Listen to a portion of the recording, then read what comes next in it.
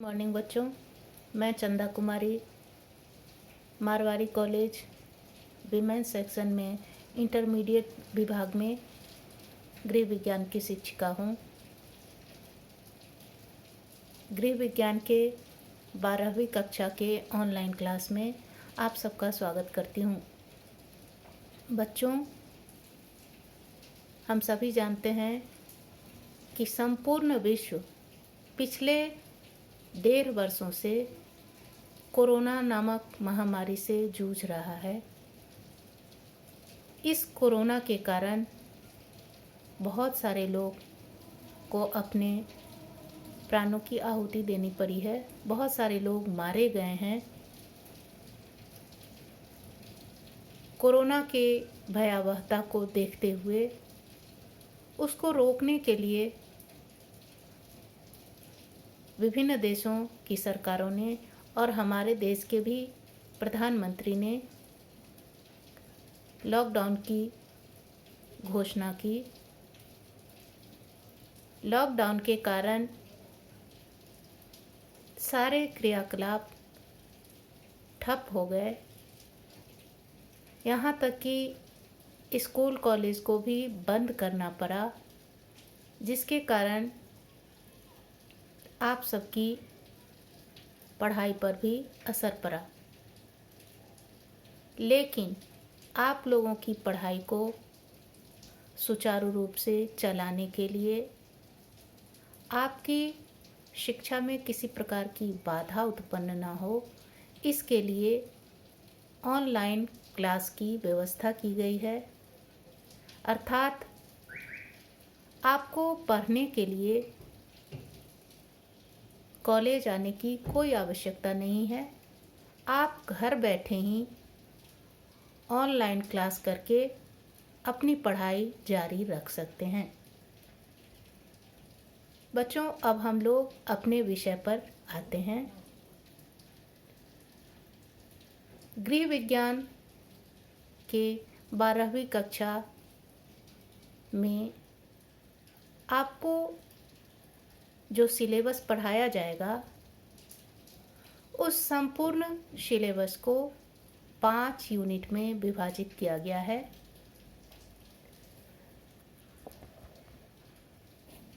पहला यूनिट, जिसका नाम शिशुओं को जानिए, नो लिटिल चिल्ड्रन। इस यूनिट में कुल 4 चैप्टर हैं। इसके बाद दूसरा यूनिट है, जिसका नाम अपने एवं अपने परिवार के लिए पोषण, अर्थात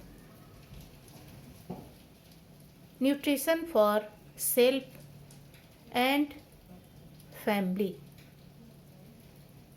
इस यूनिट में कुल 5 चैप्टर हैं।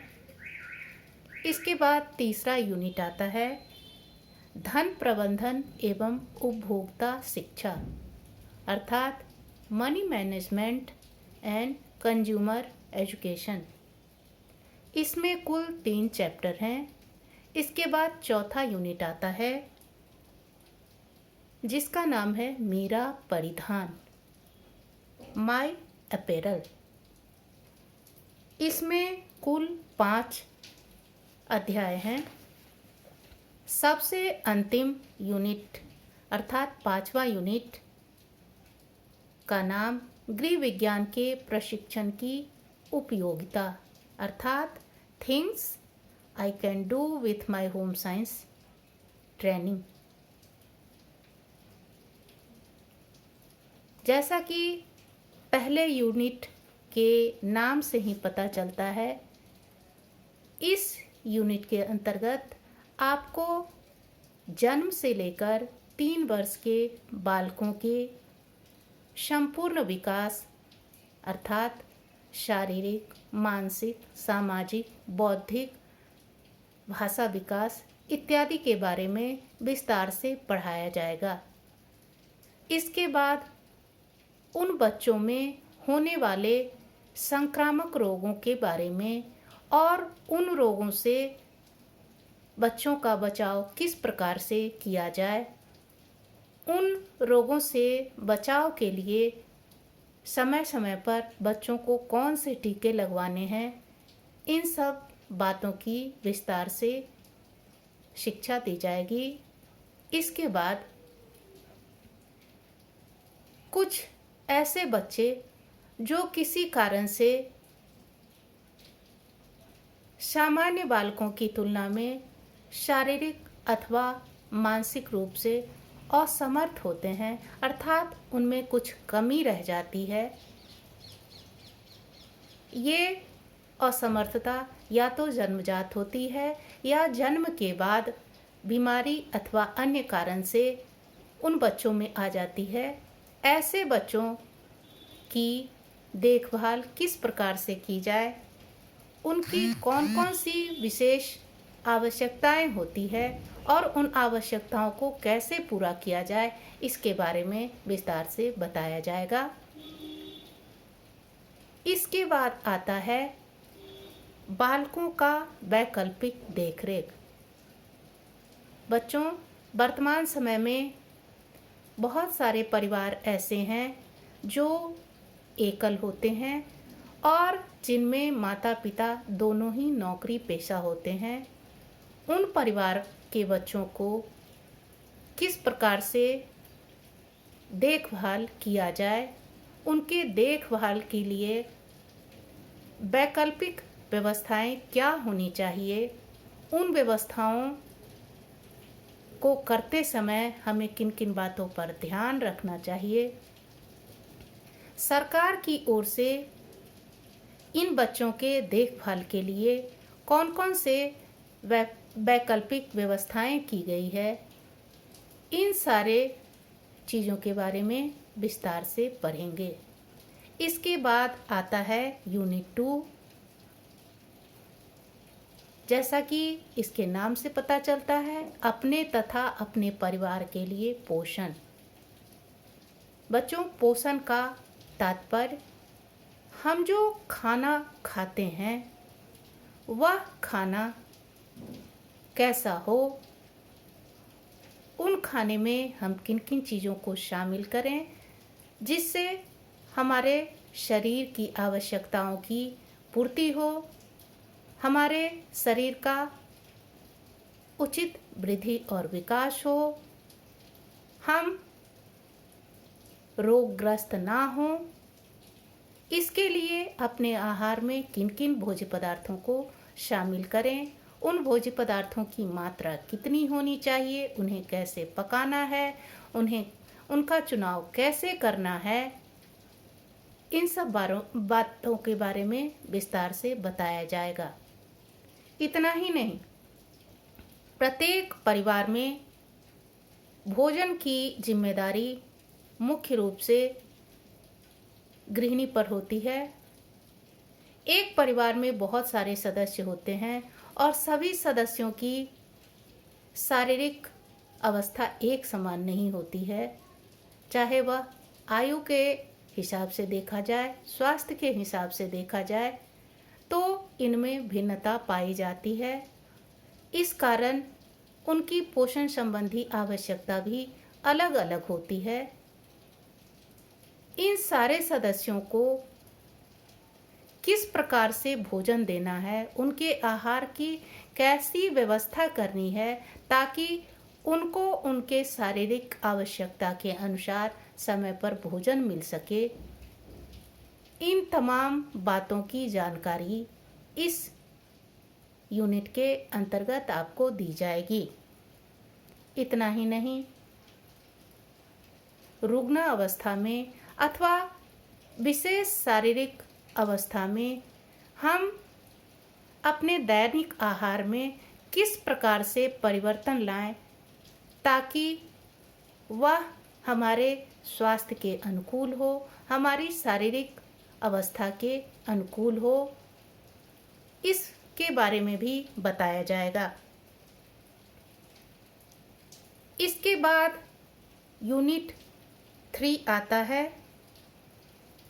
इस यूनिट में आपको धन की व्यवस्था के बारे में विस्तार से बताया जाएगा, अर्थात हमारी आय के कौन कौन से साधन हैं, हम अपने आय में किस प्रकार से बढ़ोतरी कर सकते हैं, हमारे जो आय के साधन हैं उनका किस प्रकार से हम प्रबंधन करें ताकि हम अपनी तमाम आवश्यकताओं को पूरा कर सकें। इतना ही नहीं, प्रत्येक व्यक्ति अपने भविष्य की योजनाओं को पूरा करने के लिए, अपनी भावी खर्चों को सही तरीके से संपन्न करने के लिए कुछ बचत भी करता है। बचत की गई इस राशि को कहाँ और कैसे निवेश करना है ताकि समय पड़ने पर वह अधिक से अधिक लाभ दे सके, इन सारी बातों की भी जानकारी हमें इस यूनिट के अंतर्गत दी जाएगी। इसके बाद हम सभी जानते हैं कि हम अपनी दैनिक आवश्यकताओं को पूरा करने के लिए, चाहे वह भोजन संबंधी हो, वस्त्र संबंधी हो अथवा अन्य ज़रूरत हो, उसको पूरा करने के लिए कुछ न कुछ खरीदारी करते हैं। और प्रायः ऐसा होता है कि दुकानदार या विक्रेता अधिक से अधिक लाभ कमाने के लिए हमारे साथ धोखाधड़ी करता है, जैसे खाद्य पदार्थ में मिलावट करके, दवा का सही बिल ना देकर अथवा अन्य तरीके से। तो वैसे हालत में हम उपभोक्ता का क्या कर्तव्य बनता है या हम उपभोक्ता इस धोखाधड़ी से किस प्रकार से बच सकते हैं। सरकार की तरफ से उपभोक्ताओं को सुरक्षा प्रदान करने के लिए कौन कौन से साधन प्रदान किए गए हैं, हम इस उपभोक्ता संरक्षण के साधनों का किस प्रकार से इस्तेमाल करें ताकि अपने आप को बचा सकें, इन सारी बातों की भी जानकारी आपको इस यूनिट के अंतर्गत दी जाएगी। इसके बाद आता है यूनिट 4, मेरा परिधान। मेरा परिधान से मतलब हमारा और आपका पहनावा। बच्चों, हम और आप जो वस्त्र पहनते हैं,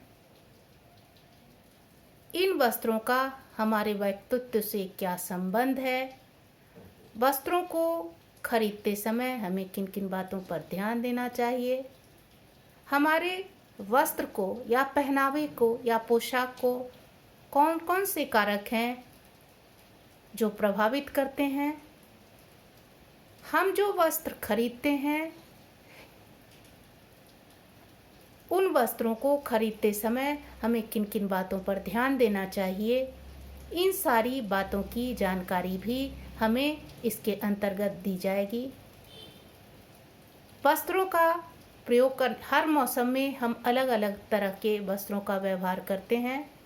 उस मौसम की समाप्ति के बाद, जैसे जाड़े के दिनों में हम ऊनी वस्त्र का व्यवहार करते हैं, जब जाड़े का मौसम ख़त्म हो जाता है तो उन वस्त्रों को हम संग्रह करके रखते हैं। ऐसे वस्त्रों को संग्रह करने से पूर्व हमें कैसे धोना है, कैसे सुखाना है, इनको कैसे संग्रह करके रखना है, इन सारी बातों की भी जानकारी हमें इसमें दी जाएगी। बच्चों, खाना बनाते समय या खेल कूद करते समय या अन्य कारणों से कई बार हमारे वस्त्रों पर दाग धब्बे लग जाते हैं जो हमारे वस्त्रों की सुंदरता को नष्ट कर देते हैं। वस्त्रों पर लगे हुए धब्बे को या दाग को वस्त्र के प्रकृति के अनुसार, उस पर लगे हुए धब्बे के प्रकृति के अनुसार किस प्रकार से हटाया जा सकता है, इन सारी बातों की जानकारी भी हमें इस यूनिट के अंतर्गत मिल जाती है। इसके बाद आता है गृह विज्ञान प्रशिक्षण की उपयोगिता। यह सबसे महत्वपूर्ण अध्याय है, अर्थात गृह विज्ञान पढ़ने से या उसका प्रशिक्षण प्राप्त करने से वह हमारे जीवन में किस प्रकार उपयोगी हो सकता है, इसके बारे में विस्तार से बताया जाएगा। धन्यवाद।